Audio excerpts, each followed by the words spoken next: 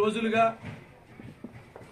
YSR Congress party మీద land titling act గురించి చాలా చెడ్డగా ప్రచారం చేయడం మొదలుపెట్టింది తెలుగుదేశం పార్టీ.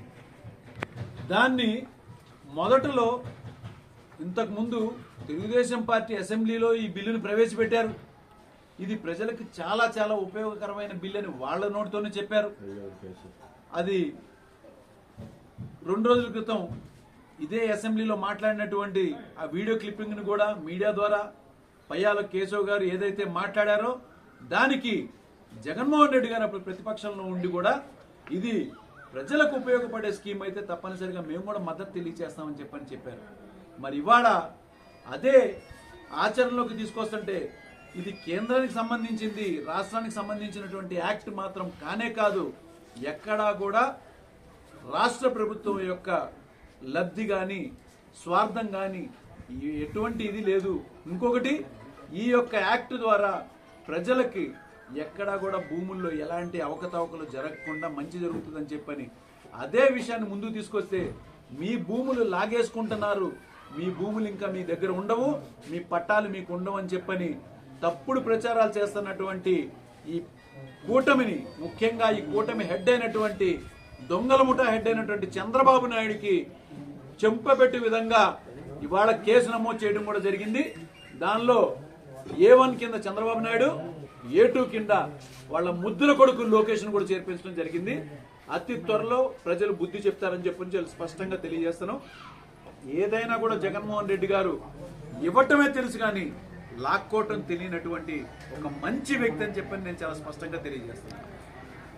రంగా గారి అభిమానులకి మీ సందేశం, రంగా గారి అభిమానులకి చెప్పండి సార్, మీ సందేశం ఏంటి చెప్తారు? రంగా గారి అభిమానులకి ముఖ్యంగా ఏంటంటే ఈ ప్రాంతంలో మొన్న ఈ మధ్య రంగా గారి అబ్బాయి తిరిగాడండి. వంగవీటి మోహన్ రంగా గారు అనే ఆయనని ఎవరిని అడిగినా, చిన్నపిల్లల్ని అడిగినా, పెద్దవాళ్ళని అడిగినా, ఆ రోజుల్లో ఉన్న వాళ్ళని అడిగినా, ఇప్పుడు పుట్టిన వాళ్ళని అడిగినా ఒకటే చెప్తారండి, తెలుగుదేశం పార్టీ అతి దారుణంగా చంపిందండి. అలాంటి పార్టీలోకి చాలా సిగ్గుచేటుగా వాళ్ళ అబ్బాయి అమ్ముడిపోయి తన స్వార్థం కోసం వెళ్ళాడు. కానీ నేను ఘంటాపదంగా ఒకటే చెప్తున్నాను, ఎవరు ఎన్ని కుట్రలు కుతంత్రాలు ఎన్ని చేసినా, ఎన్ని కళ్ళబొల్లి మాటలు చెప్పినా, రంగా గారి అబ్బాయి మా నాన్నగారిని చంపింది తెలుగుదేశం పార్టీ కాదని చెప్పినా కానీ ఇది మాత్రం ముమ్మాటికి నిజమైన విషయం ఏంటంటే రంగా గారిని చంపింది ఆ రోజున తెలుగుదేశం పార్టీనే. దానికి పూర్తి స్థాయిలో తెలుగుదేశం పార్టీ బాధ్యత వహించింది కూడా. ఎందుకంటే సిబిఐకి కూడా కేసు అప్పచెప్పనివ్వకుండా చాలా అడ్డుపడింది. దానికి కేసు అప్పచెప్పాలని చెప్పని ఆ రోజుల్లో మా కుటుంబ సభ్యులందరం కూడా నిరాహార దీక్ష చేశాం.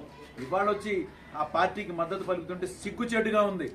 ఎక్కడా కూడా రంగా గారి అభిమానులు దీన్ని మాత్రం క్షమించరు, సహించరు. నేను ఆ కుటుంబ సభ్యుడిగా రంగా గారి ఆశయాల దిశగానే ముందుకెళ్తున్నా. రంగా గారి ఆశయం తెలుగుదేశం పతనం. ఇది ఆయన బ్రతుకున్న రోజుల నుంచి ఒక స్వార్థపూరితమైన పార్టీ వచ్చిందని చెప్పని ఆ రోజు నుంచి మొదలుపెట్టాడు. అదే దిశగా నా అడుగులు పడుతున్నాయి. తప్పనిసరిగా రాధా వేసేటువంటి అడుగుల్ని మేమందరం కూడా ఖండిస్తున్నాం. ఎవరు కూడా దీన్ని సమర్థించడం లేదు. ఆ కుటుంబ సభ్యుడిగా నేను కూడా సమర్థించడం లేదని మీకు మీడియా ముఖంగా తెలియజేస్తున్నాను.